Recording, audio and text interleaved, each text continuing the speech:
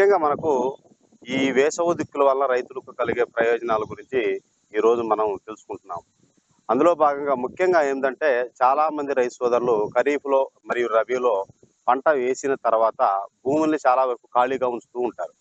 అలా ఖాళీగా ఉంచడం వలన ఏమవుతుందంటే కలుపు మొక్కలు గానీ, ఇతర మొక్కలు గానీ అన్‌వాంటెడ్ ప్లాంట్స్ అంటాం. ఇటువంటివన్నీ కూడా మనకు పెరగటం వలన ఏమవుతుందంటే భూమిలో ఉన్నటువంటి తేమను గుంజుకోవటం వల్ల, దానిలో ఉన్నటువంటి పోషకాలను అంటే న్యూట్రియంట్స్ అది నత్రజని కావచ్చు, భాస్వరం కావచ్చు, పొటాష్ కావచ్చు, అదేవిధంగా మైక్రో న్యూట్రియంట్స్ కావచ్చు.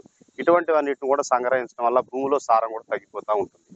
దీంతో పాటు ఏమవుతుందంటే రైతులకు రాబోయే ఏసే పంటలకు అంటే నెక్స్ట్ ఏయబోయే క్రాప్స్‌కి అంటే భూమిలో ఉన్నటువంటి పోషకాల శాతం తగ్గటం వల్ల నెక్స్ట్ వచ్చే పంటల దిగుబడి తగ్గటం కూడా ఆస్కారం ఉంటుంది. కాబట్టి ఈ వేసవి దిక్కులనేది కంపల్సరీ కూడా చేసుకోవాలని రైతు సోదరులకు తెలియజేస్తున్నాం. అందులో భాగంగా ముఖ్యంగా ఏంటంటే ఈ పత్తి గాని, అదే మిర్చి గాని, అదే విధంగా రబీలో, సమ్మర్‌లో పంటలు పూర్తయిన తర్వాత భూమిని ఖాళీగా ఉంచకుండా వేసవి దిక్కులు చేసుకోవాలి.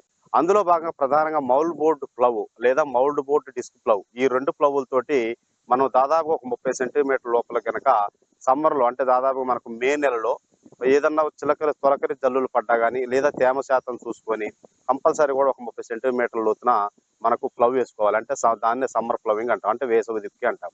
ఈ 30 సెంటీమీటర్ల లోతున మనం దుక్కి చేసుకున్నట్లయితే దాదాపుగా మనకు పొలంలో ఉన్నటువంటి పాత ఏదైతే పంటలు ఉంటాయో వాటి యొక్క మూడులు గాని, వాటి పంట అవశేషాలు గాని ఈ భూమిలో తిరగబడి అంటే కలయబడటం వల్ల లోపల కుళ్ళిపోయి మనకు భూసారం పెరగడానికి అవకాశం ఉంటుంది.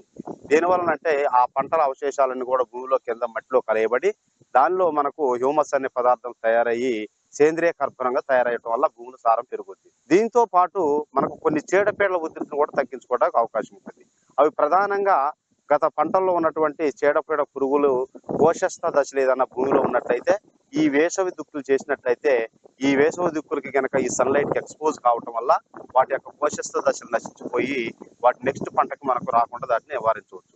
అదే విధంగా కొన్ని రకాల శిలీంధ్రాలు కానీ, అదేవిధంగా తెగుళ్ళకు సంబంధించినటువంటి గుడ్డు కానీ, దాని యొక్క ఇనాక్యులం పార్టికల్స్ ఏదైనా ఉన్నా కానీ ఈ యొక్క వేసవి దిక్కులు చేసుకోవటం వల్ల ఈ యొక్క సమ్మర్ దిక్కుల వల్ల అవకాశం ఉంటాయి. కాబట్టి రానున్న పంటకి ఈ బెడద కొంత తగ్గించడానికి అవకాశం ఉంటుంది. ఇదే కాకుండా మనకు ఈ యొక్క సమ్మర్ ప్లవింగ్స్ అంటే వేసవి దిక్కుల వల్ల రైతులకు ప్రధానంగా మనకు నీటి కన్జర్వేషన్ బాగా జరుగుతుంది. అంటే వేసవి దిక్కులు వేయటం వల్ల వర్షం పడ్డ నీరు కూడా భూమిలో ఎక్కడానికి ఎక్కువగా అవకాశం ఉంటుంది.